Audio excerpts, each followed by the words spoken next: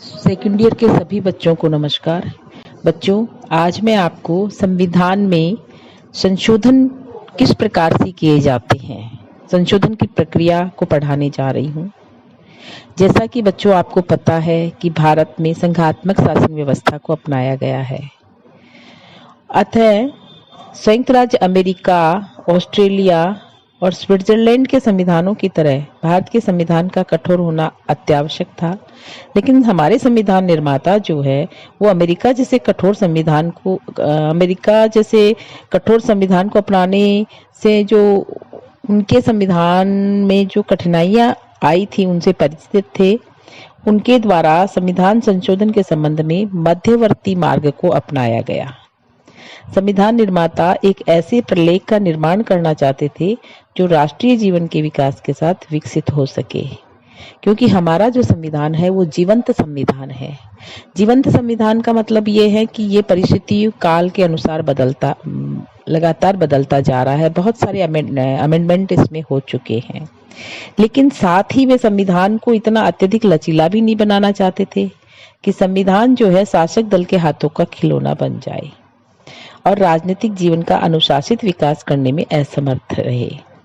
इसलिए हमारे संविधान निर्माताओं ने संविधान में संशोधन की एक ऐसी प्रक्रिया को अपनाया जो न तो इंग्लैंड की संविधान की तरह अत्यधिक लचीली है और न ही अमेरिका के संविधान की तरह अत्यधिक कठोर। हमारे संविधान में जो संशोधन प्रक्रिया की जब बात की जाती है तो संशोधन प्रक्रिया का उल्लेख अनुच्छेद 368 में किया गया है और 368 में ये कहा गया है कि संसद अपनी संवैधानिक शक्ति के द्वारा और इस अनुच्छेद में वर्णित प्रक्रिया के अनुसार संविधान में नए उपबंध कर सकती है और पहले से विद्यमान उपबंधों को बदल या हटा भी सकती है।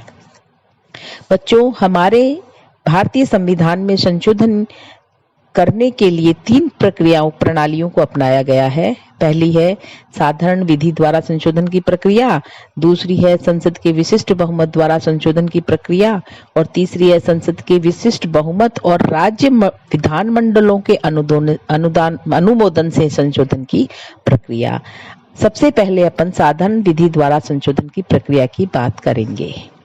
संविधान में कुछ ऐसे अनुच्छेद है जैसे अनुच्छेद 2 है, अनुच्छेद 3 है, अनुच्छेद 4 है, अनुच्छेद 169 है। ऐसे संविधान है जिसमें संसद सामान्य कानून बनाकर संशोधन कर सकती है। इसमें ऐसे मामलों में हमें कोई विशेष प्रक्रिया अपनाने की जरूरत नहीं होती। इस प्रकार के संशोधन और सामान्य कानून में कोई अंतर नहीं होता। संविधान के इन हिस्सों को काफी लचीला बनाया गया है। इन अनुच्छेदों में अनुच्छेद 368 में वर्णित प्रक्रिया को अपनाए बिना ही संशोधन किया जा सकता है। इसके अंतर्गत राष्ट्रपति की पूर्व स्वीकृत अनुमति से संसद विधि के द्वारा नए राज्यों का निर्माण कर सकती है, राज्य के क्षेत्र, सीमा और नाम में परिवर्तन भी कर सकती है और इसी प्रकार राज्य विधानमंडलों के अनुरोध पर संसद किसी राज्य की व्यवस्थापिका के द्वितीय सदन का उन्मूलन या उसकी नए सिरे से सृष्टि भी कर सकती है। दूसरी प्रक्रिया की जब हम बात करते हैं तो संसद के विशिष्ट बहुमत द्वारा संशोधन किया जाता है। कुछ हमारे यहाँ उपबंध ऐसे हैं, अनुच्छेद ऐसे हैं जिसमें संसद के विशिष्ट बहुमत द्वारा संशोधन की प्रक्रिया अपनाई जाती है। इसमें वे व्यवस्थाएं आती है जिनमें संघीय संसद के विशिष्ट बहुमत द्वारा परिवर्तन किया जाता है। संविधान में संशोधन का प्रस्ताव जो है वो संसद के किसी भी सदन में प्रस्तावित किया जा सकता है यदि संसद का वह सदन कुल सदस्य संख्या के बहुमत तथा उपस्थित और मतदान में भाग लेने वाले सदस्यों के 2/3 मतों से उस विधेयक को पारित कर दे तो वह दूसरे सदन में भेज दिया जाता है और उस सदन में भी इसी प्रकार पारित होने के बाद वह राष्ट्रपति की अनुमति प्राप्त करने के लिए उनके पास भेजा जाता है। राष्ट्रपति की अनुमति जब मिल जाती है तो वह संशोधन संविधान का एक अंग बन जाता है। अर्थात संविधान संशोधन का प्रस्ताव है संसद के दोनों सदनों द्वारा अलग अलग विशेष बहुमत से स्वीकृत किया जाना आवश्यक है। संशोधन प्रस्ताव के संबंध में दोनों सदनों में असहमति होने पर प्रस्ताव गिर जाएगा, क्योंकि संविधान संशोधन के प्रस्ताव पर विचार करने के लिए संसद के दोनों सदनों की संयुक्त बैठक बुलाने की कोई व्यवस्था संविधान में नहीं की गई है।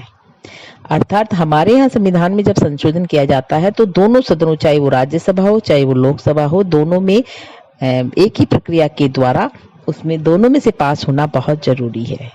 तीसरी जो बात है वो है कुछ संविधान की ऐसी धाराएं भी होती है, ऐसे अनुच्छेद भी है जिसमें संसद के विशिष्ट बहुमत और राज्य विधान मंडलों के अनुमोदन से ही संशोधन किया जा सकता है।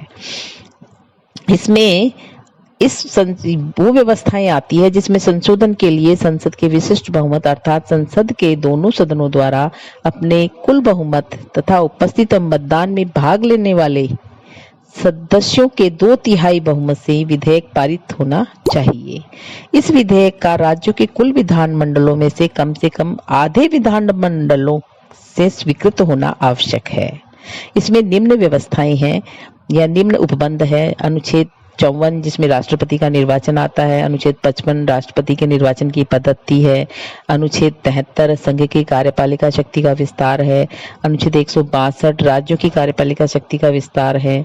ऐसे अनुच्छेद 241 संविधान के भाग 5 का अध्याय 4 राज्यों में उच्च न्यायालय जो है भाग 6 का अध्याय 5 जो है वो, और संघ सूची और राज्य में विधायी संबंध यानी कि भाग 11 का अध्याय 1 7वीं अनुसूची में से भी कोई भी सूची, संसद में राज्यों का प्रतिनिधित्व, संविधान में संशोधन की प्रक्रिया से संबंधित उपबंध 368, ये सब ऐसे हैं जो कि इस तृतीय जो है हमारे संविधान संशोधन की प्रक्रिया है इसके अंतर्गत आते हैं।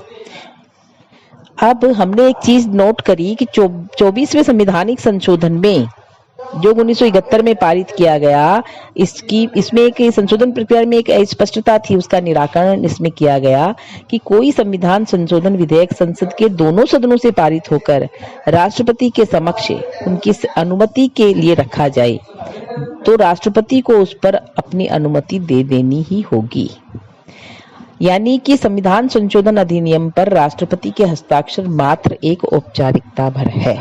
धन्यवाद बच्चों।